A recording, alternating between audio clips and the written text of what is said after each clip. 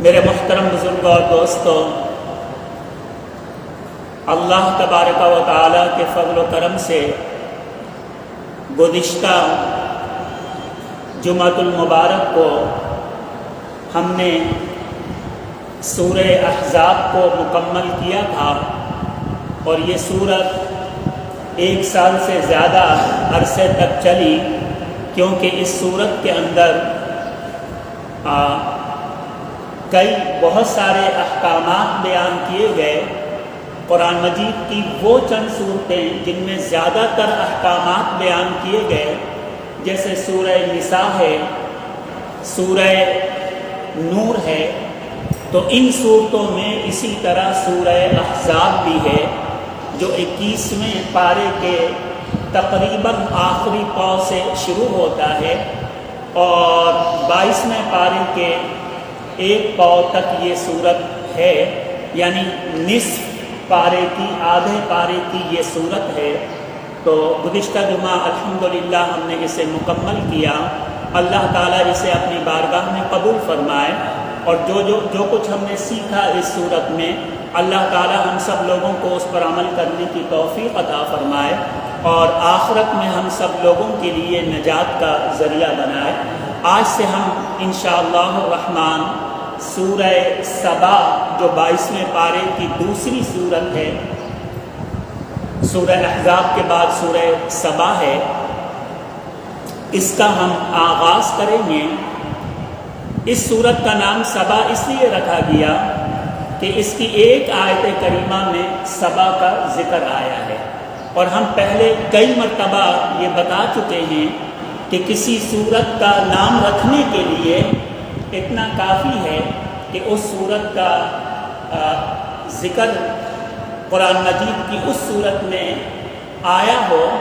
جیسے سورہ بقرہ کا نام رکھا گیا کیونکہ بقرہ کے اندر یہودیوں کے گائے ذبح نہ کرنے کا، جب اللہ نے ان کو ذبح کرنے کا حکم دیا تو ٹال مٹول کرنے لگے، تو چونکہ اس میں گائے کے واقعہ کا ذکر ہوا، اور عربی زبان میں گائے کو بقرہ بولتے ہیں، اس وجہ سے اس سورت کا نام بقرہ رکھا گیا۔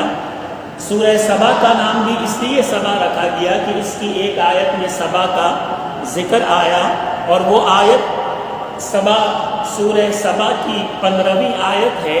اللہ رب العزت نے ارشاد فرمایا، اعوذ باللہ من الشیطان الرجیم لقد کان لسبأ فی مسکنہم آیہ۔ قوم سبا کے لیے ان کی بستیوں میں اللہ تبارک و تعالیٰ کی قدرت کی نشانی ہے۔ تو یہ سبا کا ذکر آیا۔ جنتان عن یمین و شمال، ان کے دائیں طرف اور بائیں طرف 2 باغ تھے، اور بڑے زبردست باغ تھے، اس میں بہت پھل آتے تھے۔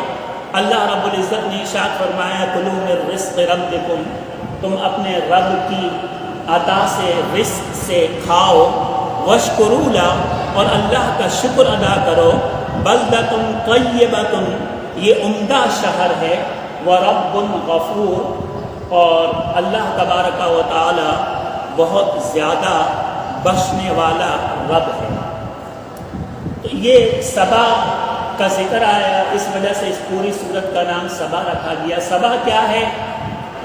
بعض لوگ کہتے ہیں کہ یہ ملکہ کا نام تھا جو وہاں پر حکمران تھی، لیکن زیادہ تحقیقی بات یہ ہے کہ یہ یمن کے ایک علاقے کا نام تھا جو صنعا اور حضرموت کے درمیان کا علاقہ ہے۔ اس کا مرکزی شہر معارب تھا، اور اس علاقے کے سبا نام رکھنے کی وجہ یہ ہے کہ اس میں سبا بن یشجب بن یعرب بن قحطان کی ایک قبیلے کا نام ہے، اس کی ایک شاخ آباد تھی۔ اللہ تعالیٰ نے اس شہر میں کثرت سے باغات پیدا کیے تھے، سبزہ اور ہریالی عطا کی تھی۔ ان کو چاہیے تھا کہ وہ اللہ تعالیٰ کا شکر ادا کرتے رہتے، اللہ تعالیٰ کی اطاعت و فرما برداری کرتے رہتے، اللہ تعالیٰ کی عبادت کرتے رہتے، اللہ تعالیٰ اپنی نعمتوں میں اضافہ فرماتا۔ کیونکہ یہ اللہ کا وعدہ ہے لئن شکرتم لازیدنکم، اگر تم میرا شکر ادا کرو گے تو میں اپنی نعمتوں میں اضافہ کر دوں گا۔ لیکن اس کے بجائے انہوں نے اللہ کی ناشکری شروع کر دی، اللہ تبارک و تعالیٰ کی نافرمانی شروع کر دی، اللہ نے ان سے یہ تمام نعمتیں چھین لی، اور اللہ نے اس قوم کو، اس شہر کے رہنے والوں کو ہلاک اور تباہ و برباد کر دیا۔ تو یہ تھا اس سورت کے نام رکھنے کی وجہ، سبا نام کیوں رکھا گیا، اور اس کا مختصر سا تعارف۔ اور اب ہم باقاعدہ سورت کا اچھا یہ بھی بتانا ضروری ہے کہ مکہ میں جو بعثت کا دور ہے، نبی کریم صلی اللہ علیہ وسلم نے اپنی نبوت کا اعلان فرمایا تو وہ بعثت کا دور کہلاتا ہے۔ تو وہ جو ابتدائی زمانہ تھا یا درمیانی زمانہ تھا، اس میں مشرکین مکہ کی طرف سے بہت سارے اعتراضات کیے جاتے تھے اسلام کے اوپر، نبی کریم صلی اللہ علیہ وسلم کے اوپر۔ نبی کریم صلی اللہ علیہ وسلم جو باتیں بتاتے ان باتوں کے اوپر، مثال کے طور پر نبی کریم صلی اللہ علیہ وسلم نے قیامت کے بارے میں خبر دی، مرنے کے بعد دوبارہ اٹھائے جانے کے بارے میں خبر دی، حساب و کتاب اور اچھے اعمال کا بدلہ جنت، برے اعمال کا بدلہ جہنم۔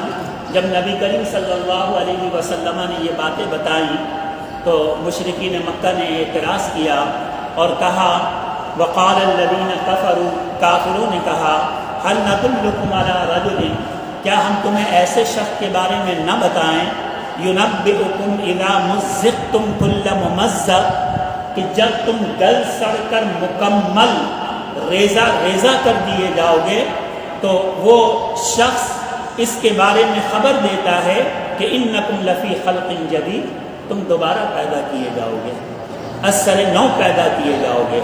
افطرا علی اللہ کذبا ام بہ جنہ، جنہ کہتے ہیں دیوانے شخص کو۔ اور میں ہمیشہ کہا کرتا ہوں کہ ترجمہ کرتے وقت لفظی ترجمہ کی طرف نہیں جانا چاہیے، بلکہ یہ دیکھنا چاہیے کہ کس کے بارے میں بات ہو رہی ہے، اس کے مطابق پھر اس لفظ کا مناسب ترجمہ کرنا چاہیے۔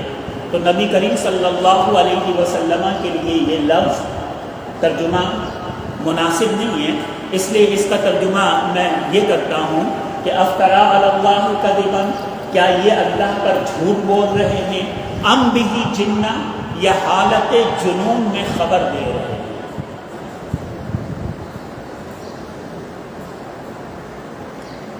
یا تو جھوٹ بول رہے ہیں جان بوجھ، جھوٹ کس کو بولتے ہیں؟ جان بوجھ کر کے جھوٹ بولنا، اور حالت جنون میں خبر دینا یہ بغیر قصد، بغیر ارادے کے بات کرنا ہوتا ہے، کیونکہ جو مجنون ہوتا ہے وہ کیا بول رہا ہوتا ہے، اس کے پیچھے اس کا کوئی ارادہ مقصد نہیں ہوتا ہے، بس جو اس کی زبان پر کلمات جاری ہو رہے ہوتے ہیں۔ تو مشرکین مکہ نے کہا یہ کیسے ممکن ہے کہ جب ہم بوسیدہ ہو جائیں گے، ریزہ ریزہ ہو جائیں گے، پھر دوبارہ نئے سرے سے پیدا کیا جائے گا۔ افطرا علی اللہ کذبا، یہ یا تو اللہ پر جھوٹ بول رہے ہیں، جان بوجھ کر کے جھوٹ بول رہے ہیں، ام بہ جنہ، یا حالت جنون میں خبر دے رہے ہیں۔ بل الذین لا یؤمنون بالآخرہ، اللہ رب العزت نے ارشاد فرمایا نہیں، بلکہ وہ لوگ جو آخرت پر ایمان نہیں لائے فی العذاب والضلال البعید، وہ عذاب میں اور کھلی ہوئی گمراہی میں مبتلا ہیں۔ اس طرح کے بہت سارے اعتراضات مشرکین مکہ نے کیے، انہی حالات کے اندر یہ سورہ سبا نازل ہوئی۔ اللہ اکبر، اعوذ باللہ من الشیطان الرجیم۔ میں نے پہلے بھی ایک دو مرتبہ یہ بیان کیا تھا کہ قرآن مجید کے شروع کرتے وقت بسم اللہ پڑھنا یہ واجب نہیں ہے، لیکن اعوذ باللہ پڑھنا واجب ہے۔ کیونکہ پورے قرآن میں اللہ نے ہمیں قرآن پڑھنے سے پہلے بسم اللہ پڑھنے کا حکم نہیں دیا، لیکن اعوذ باللہ پڑھنے کا حکم دیا۔ 14ویں پارے میں یہ گزر چکا ہے۔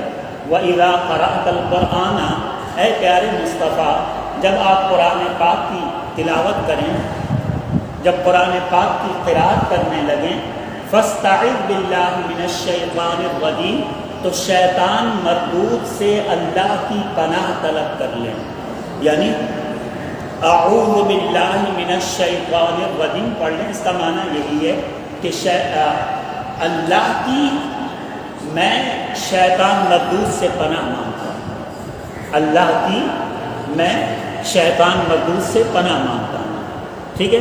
اس کو پڑھنے کے فوراً بعد آپ قرآن کی تلاوت شروع کر سکتے ہیں۔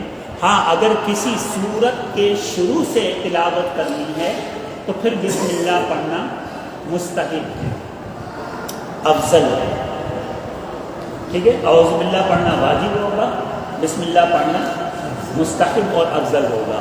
اور سورت کے درمیان سے اگر تلاوت شروع کر رہے ہیں تو پھر اعوذ باللہ پڑھ کے، چاہیں تو بسم اللہ پڑھ سکتے ہیں، میں یہ نہیں کہہ رہا ہوں کہ بسم اللہ پڑھنا منع ہے، لیکن اعوذ باللہ پڑھ کر کے آپ تلاوت شروع کر سکتے ہیں، ٹھیک ہے۔ ایک تو یہ چیز ہمیشہ اپنے ذہن میں رکھیں۔ بسم اللہ الرحمن الرحیم،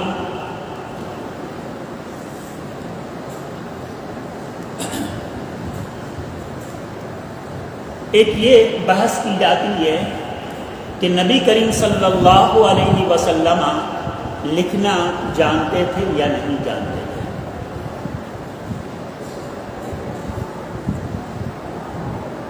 تو آپ دیکھتے ہیں، کبھی دیکھیے گا قرآن مجید کے شروع میں، یہ دیکھیے، یہ میں آپ کو دکھا رہا ہوں، یہ بسم اللہ لکھا ہوا ہے، دیکھ رہے ہیں کس طرح لکھا ہوا ہے یہ؟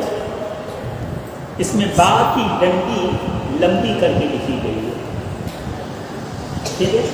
سین کا دائرہ بالکل واضح کر کے، شوشہ جو ہے بالکل واضح کیا گیا ہے، اور میم کو اندھا کر کے نہیں لکھا گیا، بلکہ میم کو گول دائرہ بنا کر کے، درمیان میں جگہ خالی نظر آ رہا ہے یا نہیں آ رہا ہے، میم کو گول دائرہ بنا کر کے لکھا گیا۔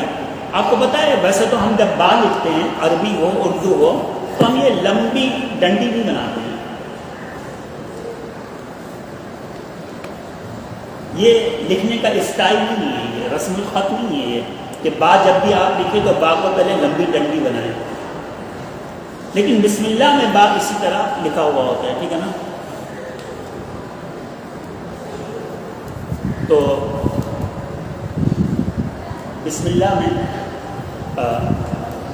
ذرا قرآن مجید ہے،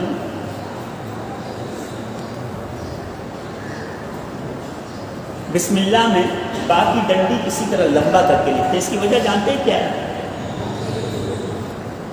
حضرت معاویہ رضی اللہ تعالی عنہ سے مروی ہے، جس کا مفہوم اور خلاصہ یہ ہے، یہ دیکھیے، اب یہ ہے سورہ علق، اقرا، یہ اقرا بسم، یہ بھی وہی لفظ ہے نا، بسم۔ اس میں دیکھیے با کی ڈنڈی لمبی کر کے لکھی گئی ہے،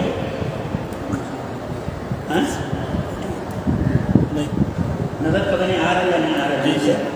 اقرا کے بعد پڑھیے بسم، با کی ڈنڈی لمبی ہے نہیں ہے، لیکن اوپر میں جو بسم اللہ ہے اس کی با کی ڈنڈی لمبی ہے، ٹھیک ہے۔ پورے 113 سورتوں کے شروع میں آپ بسم اللہ کو دیکھ لیجیے، اسی طرح لکھا گیا ہے، با کی ڈنڈی کو لمبی کر کے لکھا گیا ہے۔ اس کی وجہ کیا ہے؟ حضرت معاویہ رضی اللہ تعالی عنہ سے مروی ہے، نبی کریم صلی اللہ علیہ وسلم نے قرآن کی حفاظت کے لیے، اس کو جمع کرنے کے لیے لکھنے والوں کی ایک جماعت تیار کی، مقرر کی۔ اس جماعت کو کاتبین وحی کہا جاتا ہے۔ کیا کہا جاتا ہے؟ کاتبین وحی۔ کاتبین جمع کا صیغہ ہے اس میں فاعل سے، اس کا معنی ہے لکھنے والے، اور وحی کا معنی آپ کو پتہ ہے وحی کو لکھنے والے۔ چنانچہ جب بھی کوئی صورت آیت نازل ہوتی تو نبی کریم صلی اللہ علیہ وسلم اس جماعت میں سے جو لوگ بھی موجود ہوتے ان کو بلاتے، کبھی حضرت زید بن ثابت رضی اللہ تعالیٰ عنہ کو بلاتے، کبھی کسی اور کو بلاتے۔ اس جماعت میں حضرت معاویہ رضی اللہ تعالیٰ عنہ بھی تھے۔ یہ میں آپ کو موضوع تھوڑا دوسری طرف چلا گیا، لیکن یہ بات سمجھنا ہم لوگوں کے لیے بہت ضروری ہے، ٹھیک ہے نا؟ تو حضرت معاویہ وہ بھی کاتبین وحی میں شامل ہیں، داخل ہیں۔ وہ فرماتے ہیں، جس کا خلاصہ اور مفہوم یہ ہے کہ نبی کریم صلی اللہ علیہ وسلم ہم لوگوں کو لکھنے کا طریقہ بتایا کرتے تھے، اس کا اہتمام فرماتے تھے۔ چنانچہ نبی کریم صلی اللہ علیہ وسلم نے فرمایا، میں آپ کو سیم ٹو سیم الفاظ نہیں سنا رہا ہوں، مفہوم سنا رہا ہوں کہ نبی کریم صلی اللہ علیہ وسلم نے فرمایا، جس کا مفہوم یہ ہے کہ با کو تم لمبا کر کے لکھو، سین کا شوشہ بالکل واضح کر کے لکھو، اور میم کو اندھا کر کے نہ لکھو بلکہ میم کے شروع میں گول دائرہ بنا کر کے لکھو۔ یہ ہدایتیں کس نے دی؟ نبی کریم صلی اللہ علیہ وسلم نے۔ اب مجھے بتائیے کہ نبی کریم صلی اللہ علیہ وسلم اگر لکھنا نہ جانتے تو پھر یہ ہدایتیں، کیا انسٹرکشن بولتے ہیں نا، یہ ہدایتیں کس طرح دی آپ نے؟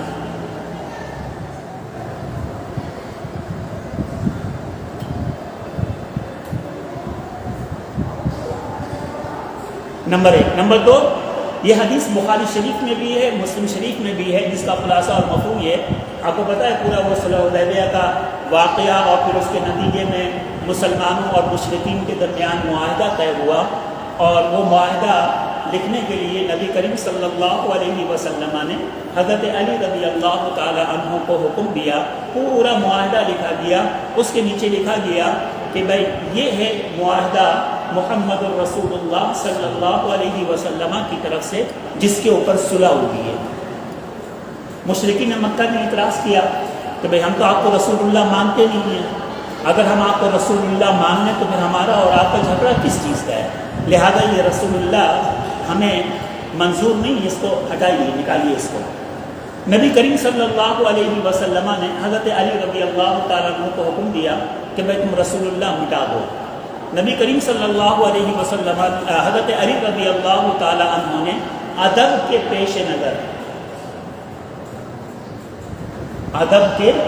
پیش نظر انہوں نے مٹانے سے انکار کر دیا۔ تو نبی کریم صلی اللہ علیہ وسلم نے وہ معاہدہ لیا اور خود سے آپ نے رسول اللہ کو مٹا کر کے رسول اللہ کی جگہ محمد بن عبداللہ لکھ دیا۔ اگر نبی کریم صلی اللہ علیہ وسلم لکھنا نہیں جانتے تھے تو پھر آپ نے بن عبداللہ کیسے لکھا؟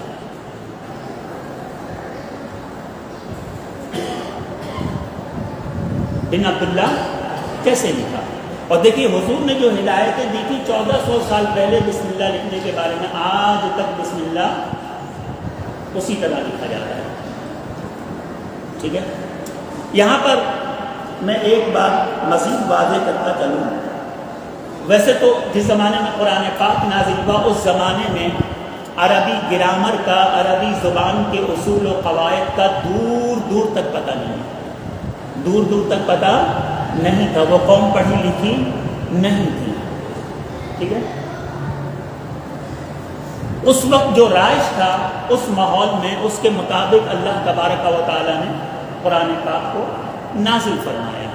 یہ عربی زبان کی گرامر، اس کے اصول و قواعد آپ کو پتہ ہے کب بننے شروع ہوئے؟ بننے شروع ہوئے نزول قرآن کی تکمیل کے کئی سالوں کے بعد، نبی کریم صلی اللہ علیہ وسلم کے وصال کے کئی سالوں کے بعد حضرت علی رضی اللہ تعالی عنہ کے دور خلافت میں یہ عربی زبان کی اصول و قواعد وضع کیے جانے لگے۔ وہ ابتدا ہے، انتہا نہیں، یہ ان کے دور خلافت میں تمام اصول و قواعد بن گئے تھے۔ آپ کو پتہ ہے کسی زبان کے اصول و قواعد یک بیک نہیں بن جاتے ہیں کہ ایک مرتبہ بیٹھے اور گرامر بنا کر کے اٹھ کھڑے ہوئے، اس میں عرصہ لگتا ہے۔ تبدیلیاں ہوتی ہیں، اضافہ ہوتا ہے، جیسے جیسے باتیں سامنے آتی رہتی ہیں، ٹھیک ہے۔ چنانچہ یہ کتابوں میں ملتا ہے کہ حضرت علی رضی اللہ تعالیٰ عنہ کے ایک شاگرد تھے، ان کا نام تھا ابو الاسود دوئلی۔ حضرت علی نے ان کو بلایا اور کہا کہ تم عربی زبان کی اصول و قواعد کو ایجاد کرو۔ اس وقت یہ اصول و قواعد بنائے گئے، کل فاعل مرفوع، کل مفعول منصوب وغیرہ وغیرہ، کہ ہر فاعل مرفوع ہوتا ہے، پیش والا ہوتا ہے، ہر مفعول منصوب ہوتا ہے، اس کا آخر میں زبر آتا ہے۔ یہاں سے عربی زبان کے اصول و قواعد بننے لگے۔ ایک تو یہ بات آپ اپنے ذہن میں رکھیے۔ دوسری بات، کسی بھی زبان کے جو اصول و قواعد ہوتے ہیں وہ تمام اصول و قواعد کلی نہیں ہوتے ہیں، ان میں کچھ کلی ہوتے ہیں اور کچھ اکثری ہوتے ہیں۔ یہی حال عربی زبان کے اصول و قواعد کا بھی ہے کہ ان میں یہ نہیں کہ تمام اصول و قواعد کلی ہیں، کچھ قواعد اکثری ہیں، کچھ کلمات پر وہ قواعد منطبق ہوتے ہیں اور بعض کلمات پر وہ قواعد منطبق نہیں ہوتے ہیں۔ یہی وجہ ہے کہ بہت سارے کلمات کو قواعد کے منطبق نہ ہونے کی وجہ سے سلفیوں نے ان کو شاذ قرار دیا، غلط نہیں قرار دیا۔ کیا؟ غلط قرار نہیں دیا بلکہ شاذ قرار دیا۔ یاد رکھیے، غلط اور شاذ دونوں میں فرق ہے۔ غلط کا مطلب تو یہ ہے کہ یہ غلط ہے، اس کو استعمال نہیں کرنا چاہیے۔ شاذ کا مطلب یہ ہے کہ یہ لفظ بالکل درست ہے لیکن اس کے اوپر یہ قاعدہ منطبق نہیں ہوتا ہے، اس قاعدے کے یہ خلاف ہے لیکن یہ لفظ بالکل درست ہے اور اس کو استعمال ہونا ہے۔ شاذ کا مطلب یہ ہوتا ہے، یہ بھی ذہن میں رکھنا ہے۔ تو پہلی بات تو یہ ہے کہ جس وقت قرآن پاک نازل ہو رہا تھا عربی زبان کے اصول و قواعد کا دور دور تک پتہ نہیں تھا۔ نمبر دو، عربی زبان کے جو اصول و قواعد ہیں یہ تمام کے تمام کلی نہیں ہیں بلکہ ان میں بعض اکثری بھی ہیں۔ بعض کلمات پر یہ قواعد صادق نہیں آتے ہیں، بعض کلمات ان قاعدوں کے خلاف ہیں، ٹھیک ہے۔ یہ دو باتیں آپ اپنے ذہن میں رکھیں۔ اب جس وقت قرآن پاک نازل ہو رہا تھا اس وقت کسی قاعدے کا دور دور تک پتہ نہیں تھا، تو ہم اس کلمہ کے بارے میں یہ نہیں کہہ سکتے کہ لکھنے والے نے گرامر کی غلطی کی اور گرامر کے اصول کے مطابق نہیں لکھا بلکہ گرامر کے خلاف لکھا۔ یہ تو اس وقت ہوتا نا جب گرامر موجود ہوتا، ہم ان کلمات کو ان گرامر پر ہم پرکھتے اور پھر ہم یہ فیصلہ کرتے کہ بھئی یہ اس قاعدے کے مطابق ہے اور اس قاعدے کے یہ خلاف ہے، غلط ہے۔ یہ وہ بھی غلط نہیں کہلائے گا، زیادہ زیادہ کیا کہلائے گا؟ قاعدے کے خلاف کہلائے گا۔ میں پھر بول رہا ہوں کہ خلاف ہونا اور بات ہے، غلط ہونا اور بات ہے۔ نمبر ایک تو یہ ہے، ٹھیک ہے نا۔ اس لیے اس وقت یہ سوال ہی پیدا نہیں ہوتا کہ لکھنے والے نے غلط لکھ دیا، گرامر کے مطابق ایسا ہونا چاہیے تھا، لکھنے والے نے غلط لکھ دیا، اس چیز کا سوال ہی نہیں پیدا ہوتا۔ نمبر ایک۔ نمبر دو، اصول و قواعد کب بنے؟ بعد میں بنے۔ قرآن پاک پہلے نازل ہوا اور یہ اصول و قواعد مسلمانوں نے ایجاد کی ہے اور قرآن کو دیکھتے ہوئے ایجاد کی ہے۔ تو اس میں اصل کون ہوا؟ آواز نہیں آ رہی ہے۔ قرآن۔ ہاں، میری تقریر ایسی تو نہیں ہے کہ مشکل ہو رہی ہو، آپ کے ذہن میں نہیں آ رہی ہو۔ اصل کون ہے؟ قرآن پاک ہے۔ تو اور یہ جو عربی زبان کے اصول و قواعد ہیں یہ کیا ہے؟ قرآن پاک کو دیکھتے ہوئے بنائے گئے، تو یہ قرآن پاک کے تابع ہیں۔ کیا ہیں یہ؟ بولیں، قرآن پاک کے تابع ہیں۔ یہ اصل کیا ہے؟ قرآن پاک ہے۔ قرآن پاک مطبوع ہے، عربی زبان کے اصول و قواعد تابع ہیں، قرآن پاک کے تابع ہیں، اصل قرآن پاک ہے۔ اس لیے ہم قرآن کو ان عربی زبان کے اصول و قواعد کے اوپر نہیں پرکھ سکتے، ان اصول و قواعد کو ہم قرآن پر پرکھیں گے اور جو مطابق ہوگا اس کو ہم درست مانیں گے، جو مطابق نہیں ہوگا ہم کہیں گے کہ بھئی یہ قاعدہ کلی نہیں ہے، اکثری ہے۔ چنانچہ یہ قرآن کے اس کلمے کے مطابق یہ قاعدہ نہیں ہے۔ جس نے اس طرح قرآن کو قاعدے پر پرکھا اس نے غلطی کی۔ اور چونکہ ہوتا ہے جب میرے طالب علمی کا دور تھا تو میں نے عربی زبان کے اصول و قواعد پر بڑی محنت کی تھی، پوری کتاب میں نے زبانی یاد کر لی تھی اور پھر میں ان کو قرآن کے اوپر پرکھتا تھا تو بسا اوقات مجھے قاعدہ کچھ نظر آتا تھا، قرآن پاک کے کلمات کچھ نظر آتے تھے، میں بڑا پریشان ہوتا تھا۔ اس وقت طالب علمی کا دور تھا تو میرے ذہن میں یہ آتا تھا کہ یار قرآن پاک کا یہ کلمہ اس قاعدے کے لحاظ سے خلاف ہے، یہ ہو سکتا ہے اس وقت ذہن میں یہ بھی آیا ہو کہ غلط ہے یہ. تو میں اپنے اساتذہ کے پاس گیا، میں نے کہا بھائی اصول و قواعد تو یہ ہیں، قرآن کا یہ کلمہ اس طرح ہے. تو اس وقت میرے اساتذہ نے مجھے سمجھایا کہ دیکھیے قرآن پاک یہ عربی زبان کے اصول و قواعد کتابیں نہیں ہیں، بلکہ عربی زبان کے اصول و قواعد یہ قرآن پاک کتابیں ہیں، کیونکہ قرآن پاک کو دیکھتے ہوئے یہ اصول و قواعد وضع کیے گئے ہیں، بنائے گئے ہیں. ٹھیک ہے نا. دوسری بات یہ ہے کہ یہ قرآن پاک عثمانی رسم الخط میں لکھا ہوا ہے. کس میں لکھا ہوا ہے یہ؟ عثمانی. ہاں عثمانی. ایک ہے عربی رسم الخط اور ایک ہے عثمانی رسم الخط. عربی رسم الخط اور عثمانی رسم الخط میں فرق ہے. ہم تو یہ اصول و قواعد پڑھتے ہیں، یہ عربی رسم الخط کی اصول و قواعد ہیں، لیکن قرآن پاک جو ہمارے سامنے موجود ہے یہ عثمانی رسم الخط کے مطابق ہے. اور عربی رسم الخط بھی اگر عثمانی رسم الخط کے ساتھ اس کا ٹکراؤ ہو تو عربی رسم الخط ناقابل قبول ہوگا اور عثمانی رسم الخط کو قبول کیا جائے گا. کیوں؟ اس لیے کہ یہ قیاسی نہیں ہے. میں تیسری بات یہ بتانا چاہ رہا تھا کہ عربی رسم الخط یہ قیاسی نہیں ہے. ایک تو اس زمانے میں اصول و قواعد نہیں تھے کہ یہ کہا جا سکے کہ بھائی لکھنے والے نے فلاں فلاں قاعدے کی مخالفت کی اور قرآن پاک کا یہ کلمہ غلط لکھ دیا. نمبر ایک. نمبر دو، یہ جو قرآنی رسم الخط ہے، عثمانی رسم الخط ہے، یہ ایک ہوتا ہے قیاسی، ایک ہوتا ہے توقیفی. قیاسی کا معنی یہ ہے کہ یہ قاعدے کے اوپر ہم پرکھیں گے کہ یہ قاعدے کے مطابق ہے یا نہیں ہے، اس کو ہم قیاسی کہیں گے. اور توقیفی کا مطلب یہ ہے کہ ہم اس کو کسی قاعدے پر نہیں پرکھ سکتے. توقیفی کا مطلب کیا ہے؟ ہم اس کو کسی قاعدے پر نہیں پرکھ سکتے، بلکہ جیسا رسول اللہ صلی اللہ علیہ وسلم نے فرمایا، لکھنے کا حکم دیا کہ اس کو اس طرح لکھو.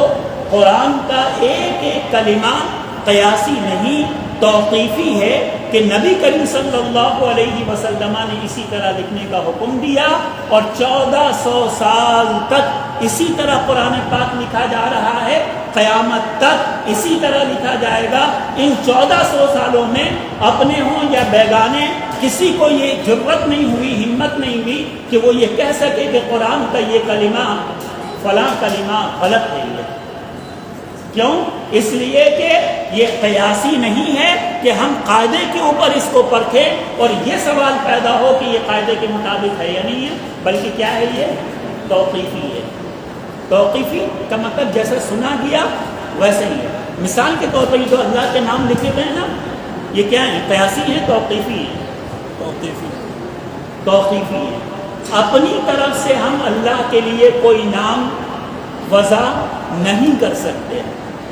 بس نبی کریم صلی اللہ علیہ وسلم نے جو نام بتائے قرآن پاک کے اندر اور احادیث مقدسہ کے اندر اللہ تبارک و تعالیٰ کے جو نام آئے ہیں، بس وہی نام ہم اللہ کے لیے استعمال کر سکتے ہیں. اللہ کو اپنی طرف سے کوئی نام نہیں دے سکتے، اللہ کے لیے ہم اپنی طرف سے کوئی نام نہیں رکھ سکتے. کیوں؟ اس لیے کہ اللہ کے جو نام ہیں وہ قیاسی نہیں ہیں، توقیفی ہیں. آگے بات سمجھ میں؟ اسی طرح جو قرآن کے کلمات ہیں یہ توقیفی نہیں ہیں بلکہ یہ قیاسی ہیں، عثمانی رسم الخط میں ہے. اور ایسا ہی جیسا کہ میں نے بسم اللہ کے حوالے سے آپ کو مثال دی کہ نبی کریم صلی اللہ علیہ وسلم نے حکم دیا بسم اللہ کو اس طرح لکھو، اسی طریقے سے قرآن کے باقی کلمات ہیں کہ کاتبین وحی اپنی طرف سے نہ کچھ ایک زبر آگے کرتے تھے، نہ ایک اس زمانے میں زیر زبر بھی نہیں تھا. یہ میں سمجھانے کے لیے میں آپ کو مثال دے رہا ہوں کہ کچھ بھی آگے پیچھے نہیں کرتے تھے. جیسا رسول اللہ صلی اللہ علیہ وسلم فرماتے تھے ویسا ہی وہ لکھتے تھے اور ویسا ہی پھر لکھا ہوا قرآن مجید آج ہمارے سامنے موجود ہے. ان تمام باتوں کو بھی اچھی طرح ذہن نشین کریں. یہ بسم اللہ کی بحث آئی تو میں نے آپ لوگوں کے سامنے بتایا. ایک آخری بات بسم اللہ کے حوالے سے جو لوگ عربی زبان جانتے ہیں وہ اچھی طرح جانتے ہیں کہ اس میں با حرف جار ہے، اور بسم اللہ الرحمن الرحیم یہ پورے کا پورا مجرور ہے، اور جار اپنے مجرور سے مل کر جملے کا خود جملہ نہیں بنتا ہے، بلکہ ہمیشہ کسی کے متعلق ہوتا ہے، جس کے متعلق ہو اس کو متعلق بولتے ہیں۔ تو یہ جو اس کا متعلق ہے، یعنی جس کے متعلق ہے، یہ وہ اگر ہم یہاں پر فعل نکالیں تو عام طور پر ہم اشرع فعل نکالتے ہیں، اسی لیے ہم ترجمہ کرتے ہیں کہ اللہ کے نام سے کیا کر رہے ہیں، شروع کرتا ہوں میں، تو یہ اشرع ہے، اشرع کے معنی میں شروع کرتا ہوں۔ یہ کہاں پر نکالیں گے؟ تمام نحویوں نے بحث کی، علماء معانی یعنی بلغاء نے بحث کی، مفسرین نے بحث کی، اور تقریباً تمام کا اتفاق ہے کہ یہ بسم اللہ الرحمن الرحیم کے بعد نکالیں گے۔ اس کے تو دیکھیے، ایک تو ہوتا ہے ہم شروع میں نکالیں، اس کے مطابق جملہ کیا ہوگا، اشرع بسم اللہ الرحمن الرحیم۔ ایک ہوتا ہے ہم آخر میں نکالیں تو اس کے مطابق جملہ کیا ہوگا، بسم اللہ الرحمن الرحیم اشرع۔ دونوں کا معنی ایک نہیں ہے۔ اشرع بسم اللہ الرحمن الرحیم کا معنی کیا ہے، میں شروع کرتا ہوں اللہ کے نام سے جو بہت مہربان نہایت رحم والا ہے۔ بسم اللہ الرحمن الرحیم اشرع جب نکالیں گے، اشرع کو آخر میں نکالیں گے، تو پھر اس کا ترجمہ ہوگا اللہ ہی کے نام سے میں شروع کرتا ہوں۔ کس کے نام سے؟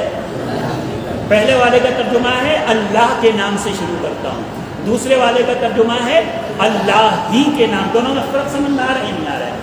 اللہ کے نام سے شروع کرتا ہوں، اس میں دوسروں کا رد نہیں ہے۔ ممکن ہے کہ میں کبھی اللہ کے نام سے شروع کرتا ہوں، کبھی کسی اور کے نام سے شروع کرتا ہوں، تب بھی ہم اشرع بسم اللہ کہہ سکتے ہیں، لیکن جب بسم اللہ ہی اشرع کہیں گے تو اس کا معنی ہوگا اللہ ہی کے نام سے میں شروع کرتا ہوں، پھر کسی اور کے نام سے شروع کرنے کی گنجائش نہیں ہے۔ نمبر یہ معنی سمجھ میں آ گیا؟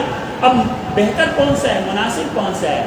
اللہ تعالیٰ نے یہ بسم اللہ پڑھنے کا حکم دیا، کیوں؟ مشرکین مکہ کی مخالفت میں۔ مشرکین مکہ اپنے تمام کاموں کو اپنے دیوتا لات و عزا، بسم اللہ والعزا کہہ کر کے شروع کرتے تھے، ان کی مخالفت میں اللہ نے حکم دیا کہ تم کس کے نام سے شروع کرو؟ تو اب بتائیے دونوں میں کون سا مناسب ہے؟ اللہ ہی کے نام سے یہ مناسب ہے یا اللہ کے نام سے؟ اللہ ہی کے نام سے۔ نمبر ایک۔ نمبر دو، اگر ہم اشرع کو آخر میں لائیں گے تو شروع میں کس کا ذکر ہوگا؟ اللہ کا ذکر ہوگا، اور شروع میں یعنی اللہ کا ذکر شروع میں ہونا یہ زیادہ بہتر ہے یا آخر میں ہونا یہ زیادہ بہتر ہے؟ شروع میں ہونا نا۔ کیوں؟ اس لیے کہ نبی کریم صلی اللہ علیہ وسلم نے پہلے اللہ کا ذکر کیا، بعد میں اپنا ذکر کیا، اور آپ نے فرمایا کہ لا تحزن، غمگین مت ہو، ان اللہ بلا شبہ اللہ معنا، ہمارے ساتھ ہے۔ اور موسیٰ علیہ السلام نے کہا تھا ان معی ربی، میرے ساتھ میرا رب ہے۔ حضور نے فرمایا ان اللہ معنا، اللہ ہمارے ساتھ ہے۔ موسیٰ علیہ السلام نے فرمایا ان معی ربی، میرے ساتھ اللہ ہے۔ تو معلوم ہوا کہ پہلے اپنا ذکر کرنا یہ موسیٰ علیہ السلام کی سنت ہے، اور پہلے اللہ کا ذکر کرنا یہ کس کی سنت ہے؟ تو عام طور پہ لوگ بسم اللہ کا ترجمہ یہ کرتے ہیں کہ میں شروع کرتا ہوں اللہ کے نام سے، یہ موسیٰ علیہ السلام کی سنت ہے، اس میں مشرکین کا رد نہیں ہے۔ لیکن اگر ہم یوں ترجمہ کریں کہ اللہ ہی کے نام سے میں شروع کرتا ہوں، پہلے ہم اللہ کو ذکر کریں، تو اس میں مشرکین کا رد بھی ہے، اور یہ کس کی سنت ہے یہ؟ تو آپ لوگ کیا ترجمہ کریں گے؟ شاباش، وما علیہ الا البلاغ۔